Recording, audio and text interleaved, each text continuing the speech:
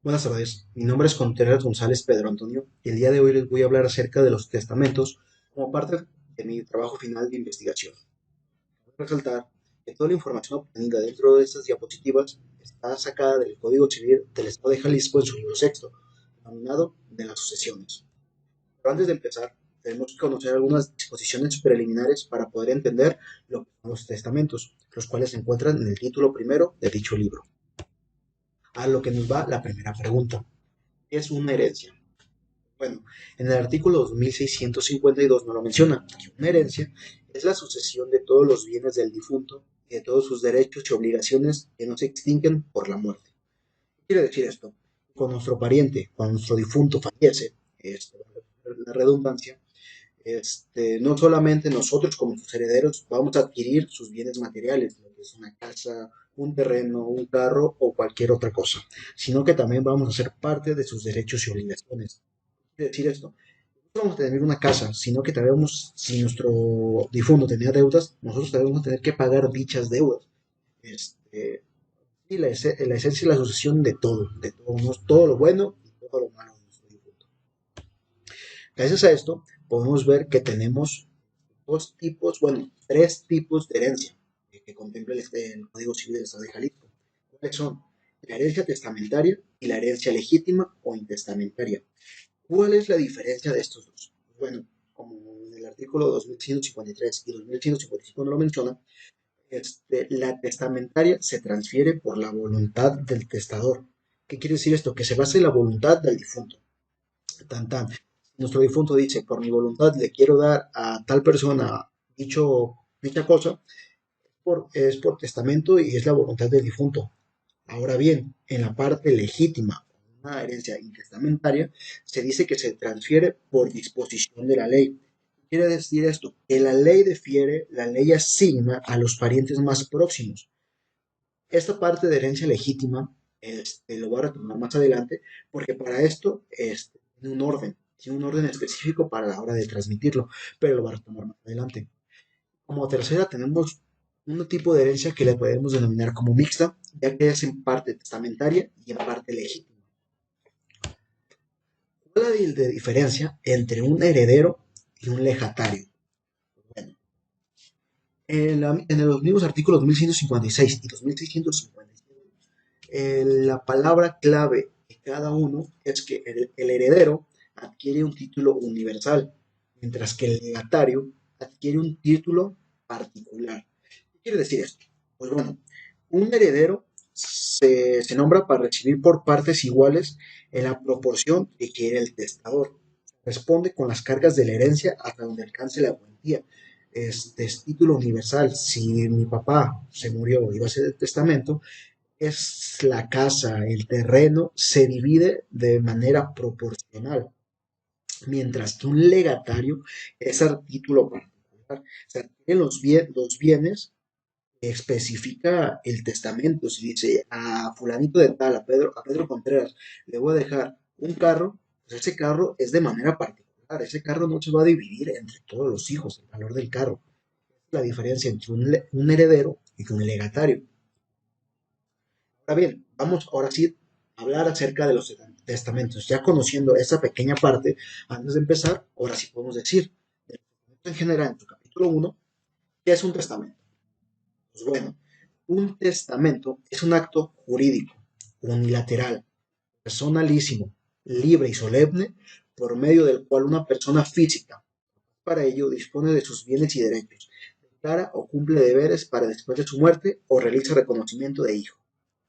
¿Qué es esto? Vaya, pues, en esencia es lo mismo que venía mencionando lo que es una herencia. Pero ya el testamento ya lo podemos tomar como eso, como el acto jurídico, porque esto es la manifestación de la voluntad que acarrea la creación de consecuencias de derecho.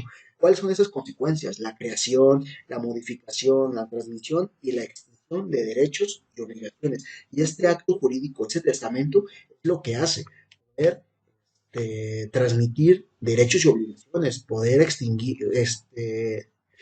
tener en sí el acto jurídico. Ya es la forma solemne, que ahorita voy a hablar de solemne, de realizar herencia. Es unilateral. Pues bueno, se dice que es unilateral porque a la hora de estar haciendo nuestro testamento, el difunto, la persona que realizó el testamento, el testador, va a manifestar su voluntad de manera personal, de solo una persona, lo mismo que el personalísimo. Esta característica lo podemos conjugar, lo podemos juntar con lo unilateral, porque también, o sea, se puede, o sea, tiene dos variantes, lo toman así los diferentes autores.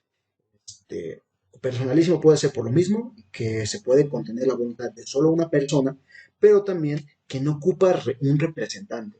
¿Sí? O sea, esto solo se puede otorgar personalmente por el testador.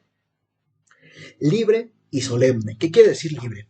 Pues más que nada, como todo acto jurídico, tiene que estar alejado de vicios. No tiene que tener dolo, no tiene que tener fraude, no tiene que haber nada que interfiera en la voluntad o interfiera en lo que quiere poner el testador. Tiene que ser libre. En dado caso de que haya una amenaza de parte del testador a su cónyuge o parientes, este queda anulado. Entonces dice que tiene que ser libre. ¿Por qué solemne?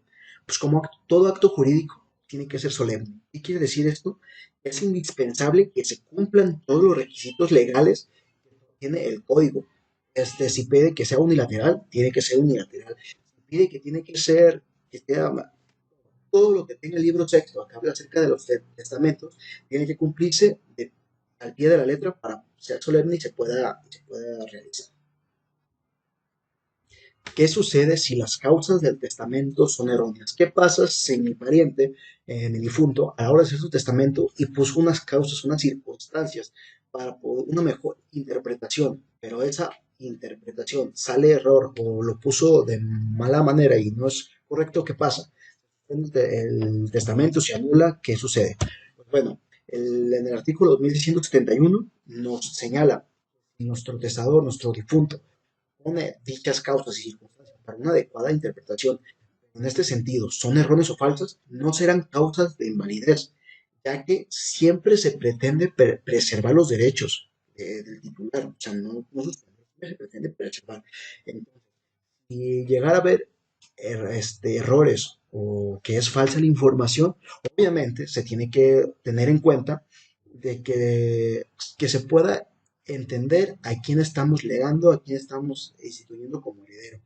Pero si, vaya pues, si ponemos mi heredero, quiero que sea Pedro Antonio Contreras González, pero pones otras causas, otras circunstancias, con una mejor interpretación, pero a pesar de esas malas interpretaciones, se entiende que me lo está dando a tal persona, es válido, dado caso de que dichos errores, o sea, no se pueda interpretar de manera correcta, queda nulo, pero la ley es que tener causas y circunstancias, pero hay antecedentes que realmente me dicen, es esta persona, va a ser válido, porque como dije, se pretende preservar los derechos que no se extinguen con la muerte. 6. ¿Cómo deben de interpretarse los testamentos? Los testamentos tienen ciertas reglas que se tienen que seguir para poder tener una correcta interpretación. Esto lo manejan en el artículo 2673. ¿Cuáles son esas reglas? Pues bueno, la primera es que debe entenderse más la voluntad que el sentido literal de las palabras. Y eso lo podemos unir junto con el segundo punto, considerar las costumbres y la manera en que entendía y se expresaba el testador. ¿Qué es esto? Que no porque en el testamento veamos, que tal, no leerlo de manera literal. Tenemos que conocer la educación que tenía nuestro testador, opciones, el medio de vida que tenía, los afectos. Conocemos todo esto, el contexto con el que vivía nuestra persona, o cómo entendía las cosas, o cómo se expresaba, no es la misma manera que si lo leemos de manera literal. Se tiene que ver cómo es qué es lo que él quiere dar a entender, la voluntad del punto.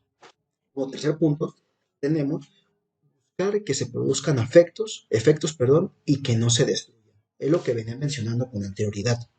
Si hay cláusulas ambiguas que no podemos interpretar de que, quiere decir esto o quiere decir aquello. No, no, casi siempre, o sea, que a la hora de tomar una decisión tenemos que decidir lo que produzca efectos. Tenemos que interpretar de forma conjunta con sus disposiciones, sus posturas. Si existen dos disposiciones contradictorias, que dice, en esa disposición le quiero dar tal, tal, tal, y en esa disposición tal, tal, tal, pero las dos se anulan, o son contradictorias, pues por consiguiente, las dos quedan sin efecto. El punto 6, decidirse en favor del que tiene que ejecutar la disposición testamentaria. ¿Qué quiere decir esto? Que si no se alcanza a conocer el sentido con el que se debe dar, siempre se tiene que tomar en favor de que tiene que ejecutar la disposición testamentaria. Dar extensión en vez de restringirla.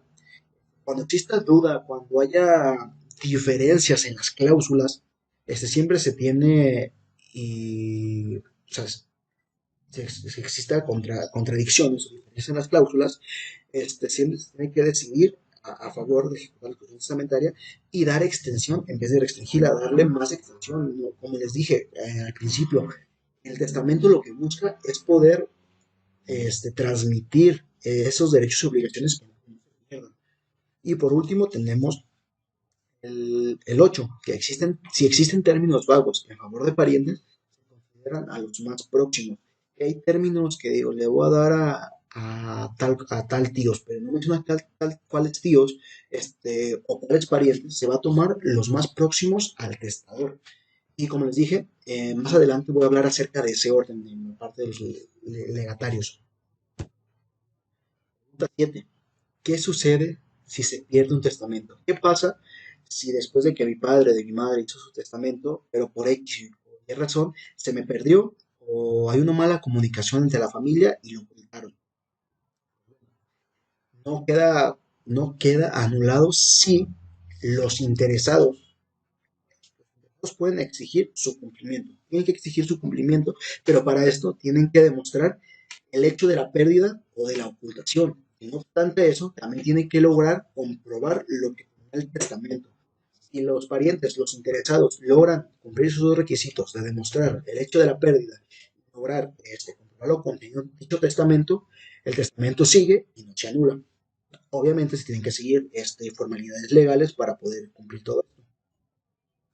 ¿Qué datos debe de expresar el testador en su testamento? Vaya, creo que es la parte más importante dentro del testamento, saber qué expresar. El artículo 2675 nos menciona 4 puntos, los cuales son sus datos generales.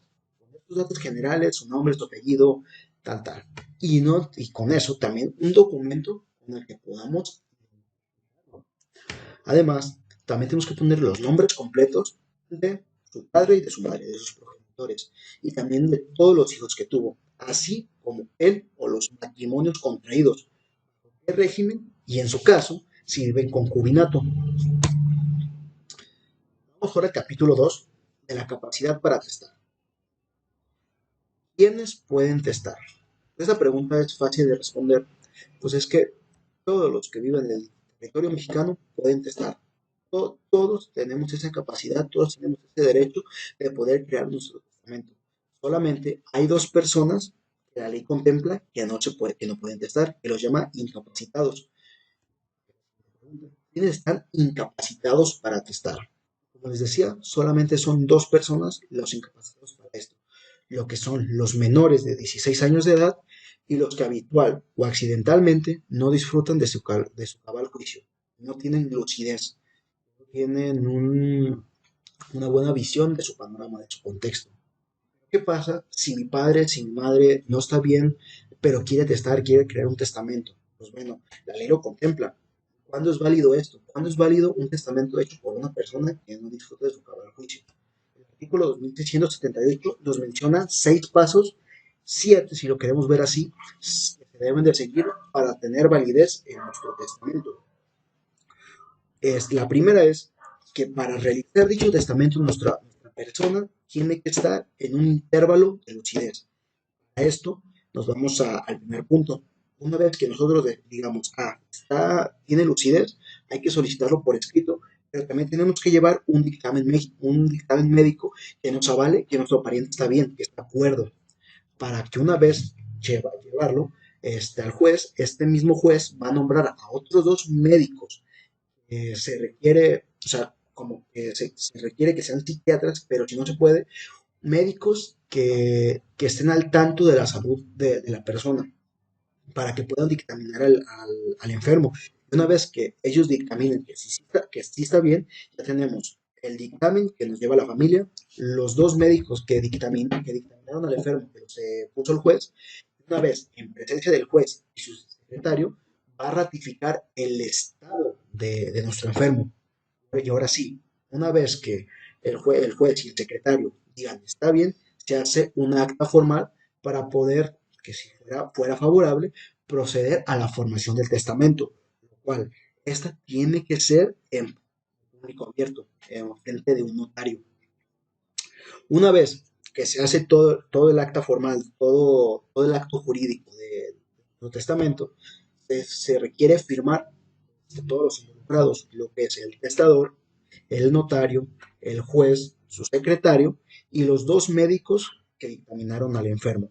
Estos tienen que dar veracidad de que durante todo el proceso estuvo en perfecta lucidez de juicio.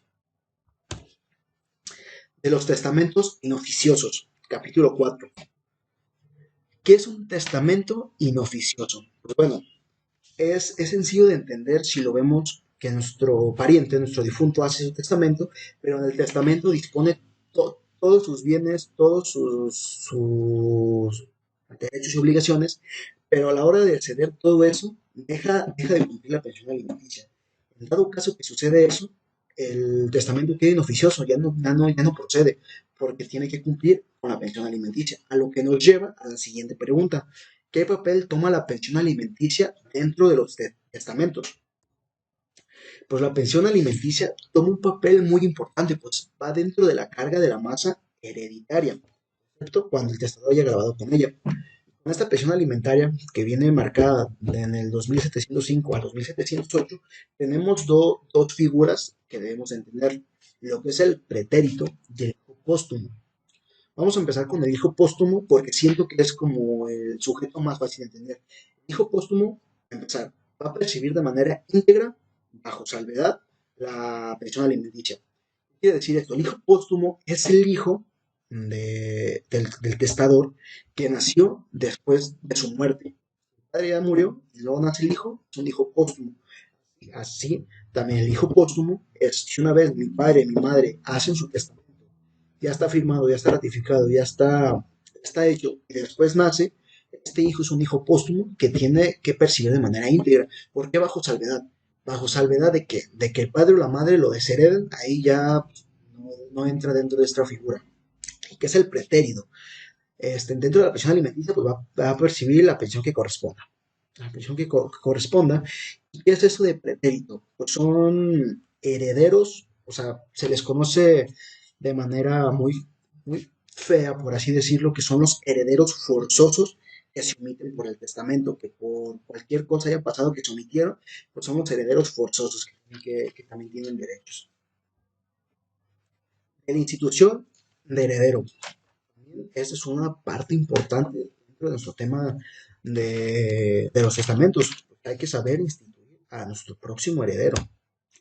Pregunta 14. ¿Qué sucede si el testador nombra a sus herederos colectivamente? Hay que entender lo que es de manera individual y de manera colectiva. ¿Qué quiere decir esto? De manera individual sería yo, Pedro Contreras, quiero dejar como heredero a Luis Enrique Contreras. Es de manera individual.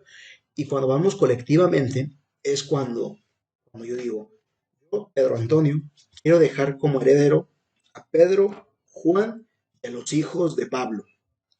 Esos hijos de Pablo, estamos hablando de herederos colectivos. ¿Y cómo los vamos a tomar? Pues en el artículo 2714 nos menciona que aunque se haga mención de manera colectiva, se tiene que considerar como si fueran individualmente. Algo que de manera clara por la voluntad del testador que tiene que los hijos de Juan, pues los hijos de Juan son lo que les tocó, lo van a dividir entre eso. Mientras tanto, no sea claro y diga nomás así, todo se va a dividir entre los 5 o 6 hijos de Juan y no como solo uno. ¿Cómo se debe de instituir un heredero? Pues bueno, el artículo 2717, el artículo 2218 nos lo ponen fácil. Para poder nosotros, testador, dejar instituido y designarlo como heredero, más tenemos que poner su nombre y apellido. En dado caso de que hubiera otras personas o varios que tuvieran el mismo nombre y apellido, tienen que agregar otros nombres o circunstancias que se distingan al que quisiéramos nombrar. No sé, está Pedro Contreras padre, Pedro Contreras hijo. Más Pedro Contreras, ahí hay ambigüedad. Entonces, tiene que poner eso, lo que acabo de mencionar. Pedro Contreras, padre. Pedro Contreras, hijo. Ahí ya estamos poniendo ciertas circunstancias que hacen que lo distingan.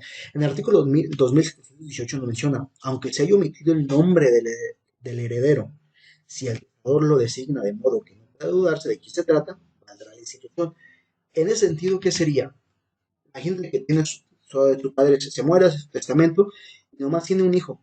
Y si le quiero dejar mi herencia a mi hijo. Nomás es hijo único, pues no ocupa poner nombre ni apellido, no se duda quién se trata, pues vale la institución. 16. ¿Qué sucede si al momento de instituir el heredero existen errores en sus datos? Nos dice el artículo 2719. El error en el nombre, apellido o cualidades del heredero no vicia la institución. De otro modo, se supiere ciertamente cuál es la persona nombrada. Y podemos regresarnos al mismo artículo. Omiten nombres, si hay errores o cualquier otra cosa, pero hay forma de identificar a quién se está nombrando como heredero. Esto no va a bichar la institución, esto no va a quedar nulo. Si nosotros sabemos perfectamente a quién está nombrado, continúa el proceso del testamento. ¿Cuándo se anula una disposición? Ya mencioné anteriormente una forma de que se anulen cuando son contradictorias, pero también en el artículo 2720 y 2721, hay otras dos situaciones que también nos puede anular una disposición. La primera es si entre varios individuos del mismo nombre y circunstancias no pudiera saberse quién quiso designar al testador. En este caso, ninguno será heredero. Como podemos ver, es redundante esta problemática. Si no hay manera de saber quién es, ya sea por circunstancias que no se pusieron, pero no hay manera de saber, ninguno se hereda y se anula la disposición. Toda disposición en favor de persona incierta o sobre cosa que no puede identificarse será nula. Si nos dice, yo, Pedro Contreras, le doy la casa, pero no dice cuál casa, si tiene varias, entonces ahí será nula porque no se puede interpretar de manera íntegra a qué evento se está refiriendo. Entonces, con una disposición queda anulada. Ahora vamos a hablar acerca de los legados. Ya hablamos acerca de los testamentos, ahora la parte de los legados, que está en el capítulo 6. ¿Qué sucede cuando un individuo, o sea, yo, una persona, es heredero y al mismo tiempo legatario?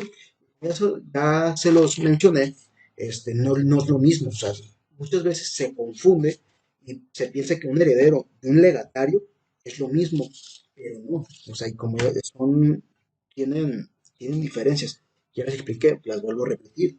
Un heredero es cuando percibe de manera igual, o sea, de manera proporcional a lo que está, de manera hasta que parte la cuantía. Y el legatario adquiere estos bienes de manera particular. Ya lo especifica bien en el testamento. En este caso, ¿qué pasa cuando somos herederos y legatarios? Pues bueno, en el artículo 2731 se nos menciona que el heredero, que sea al mismo tiempo legatario, puede renunciar a la herencia y aceptar el legado, o renunciar al legado y aceptar la herencia. Pues palabras, o aceptas una o aceptas otra. Cantar. Artículo. Pregunta 19. ¿En qué situación el legado queda sin efectos?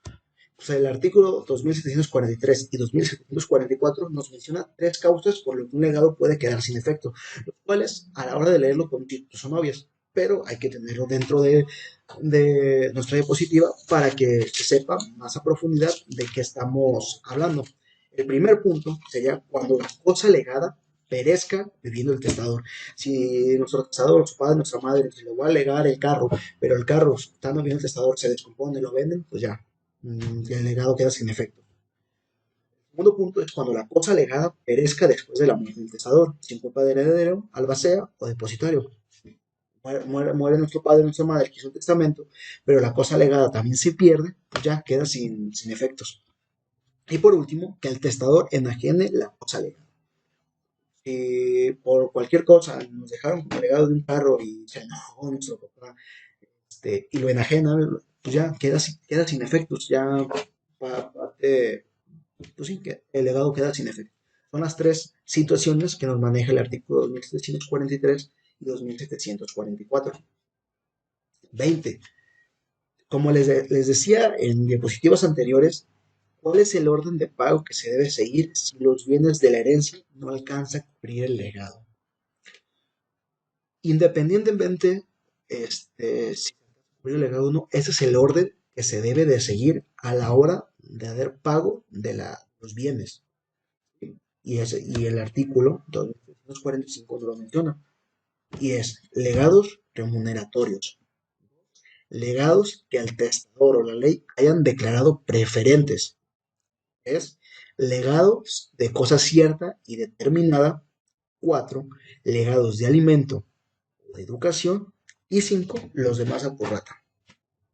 Ese es el orden de pago que tiene que seguir por ley para hacer pago de la herencia. Ya pasaron las 20 preguntas, pero me gustaría agregar unas cuantas más para darle un poquito más de extensión a esta presentación, que habla acerca de la nulidad, revocación y caducidad de los testamentos. Si bien ya mencioné unos puntos de nulidad del testamento, quiero tratar otras situaciones que se pueden presentar que pueden anular un testamento. Artículo del 2814 al 2821 nos maneja 5 formas de nulidad de testamento. La primera es la institución de memorias o comunicados o comunicados secretos. Si de manera secreta el testador y el heredero se dicen secretos, se hacen forma de memorias y lo instituye como su heredero, eso no cuenta, queda nulo el testamento. Bien, como les dije en diapositivas anteriores, si existen amenazas contra su persona, su cónyuge o parientes, ¿qué se puede hacer? Si estás en esa amenaza, hace tu testamento para que no pase a mayores, lo haces, pero después de ese testamento lo puedes dar de baja y realizar uno nuevo, ya que, como les venía mencionando, es un acto solemne, es un acto libre que no tiene que estar no tiene que estar de indicios de dolo, de fraude. Entonces es una forma de nulidad del testamento. Pues igual que, como dije ahorita, cuando es captado por dolo o fraude, cuando el testador no exprese claramente su voluntad, si hay ambigüedad, o sea, de que no haya precisión en lo que realmente quiere exponer nuestro pariente, nuestro difunto, queda nulo el testamento. Por último, cuando se otorga en contravención a las formas prescritas por la ley. Por último, ya quiero nomás ya para acabar este tema, es de la forma de los testamentos. En el título tercero, es Disposiciones Generales en su capítulo 1. Ya para tener un contexto más completo, que son los testamentos o las formas de los testamentos que puede haber. ¿Cuántas formas tiene un testamento? De todo lo que hablamos en un principio, ¿cuáles son las formas de que yo, testador, puedo hacer mi testamento? Pero todo esto viene en el artículo 1829 al 1831 y tenemos dos formas de testamento, lo que es el ordinario, lo que es el extraordinario o el especial, los cuales, te lo voy a explicar uno por uno, los cuales se dividen en varias categorías. Vamos a empezar primero por el ordinario, que es lo más común, vaya, como su nombre lo indica. Tenemos lo que es de público abierto. ¿Qué es esto de público abierto? Esto se hace frente a un notario y se otorga y dicta de una manera clara, precisa y terminante para que el testador, o sea, todo eso lo hace el testador frente de un notario. El notario va a poner las cláusulas. ¿Vale? Para este tipo de testamento se requieren de dos testigos. Cuando hablamos de público cerrado, este es que con su puño y mano tiene que ser totalmente todo su testamento. El testador hace escrito por el testamento o pues, puede hacer otra persona por ruego. pero comúnmente tiene que ser a su puño y letra, para que después dicho testamento ya hecho, te lo entregues al notario y el notario va a corregir si hubiere ciertas cosas que no van dentro de la ley, cosas que se tienen que corregir, y ya una vez corregida, pues ya se procede.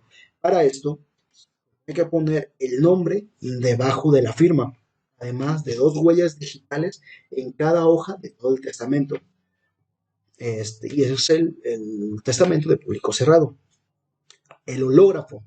El hológrafo es un tipo de testamento que es solo para personas mayores de edad. Tiene que ser escrito y firmado por el testador totalmente.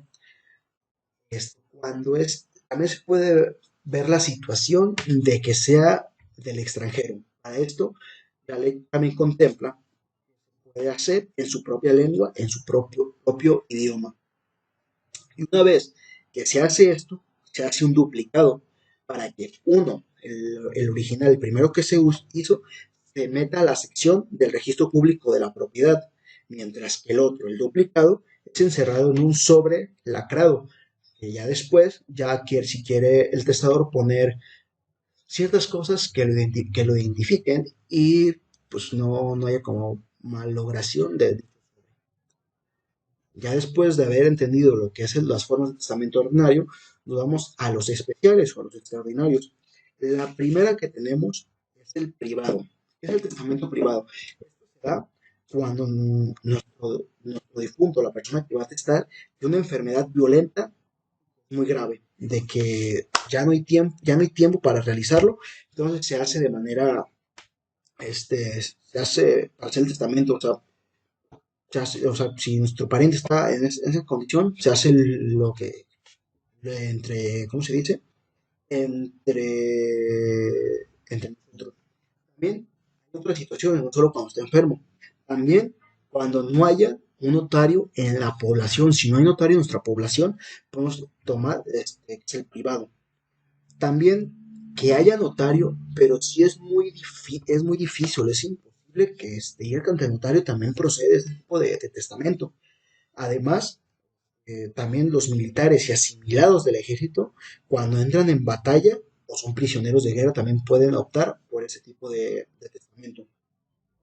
Para esto, para este tipo de testamentos, se requieren cuando menos tres testigos, los cuales tienen que estar presentes a la hora de formar el testamento, y una vez redactado el testamento, lo más pronto posible se tienen que ir de forma conjunta los tres o más testigos a la primera autoridad en el lugar para que proceda con el testamento ya verídico.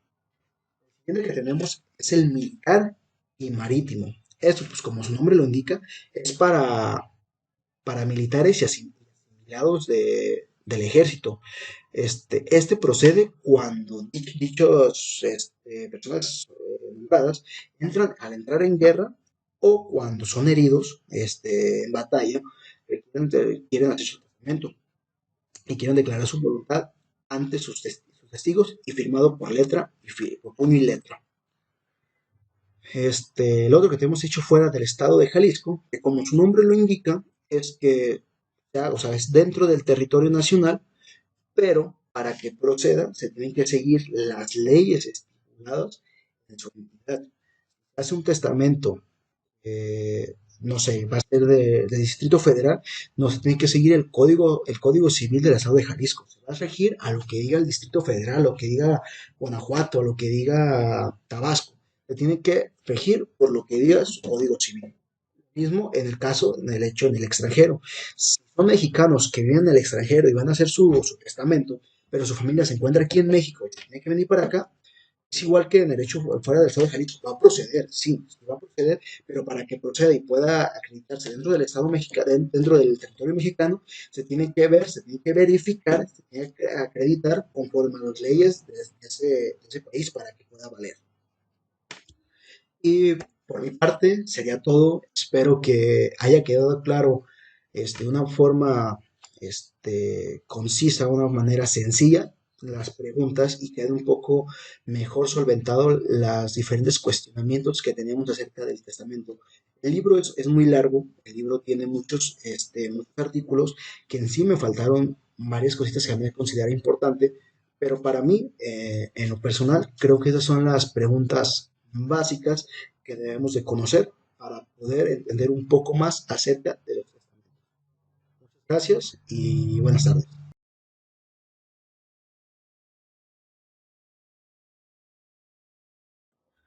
Bueno, ya para concluir este proyecto final de investigación, puedo concluir que gracias a este trabajo pude conocer más a fondo lo que son los testamentos, todo lo que implica, todos los datos que se necesitan y todos los objetos que puede aparecer, así como comprender todas las formas y todos los tipos que hay en este tipo de documentos, además de conocer las diversas situaciones a las que nos podemos encontrar a la hora de crear un testamento o al ser un heredero o legatario. Este, faltaron, como mencioné en lo anterior, faltaron muchos temas por aclarar. Este es un compendio de lo más importante, que para mí lo personal es lo que puse, pero sí faltaría investigar todavía más para comprender mejor ese tipo de documentos que la verdad muy pocos conocemos. Sabemos que están, pero no conocemos ni la forma ni el formato que tiene que tener y muchas veces a la hora de hacerlo pueden quedar anulados y no ser un formato, un acta formal.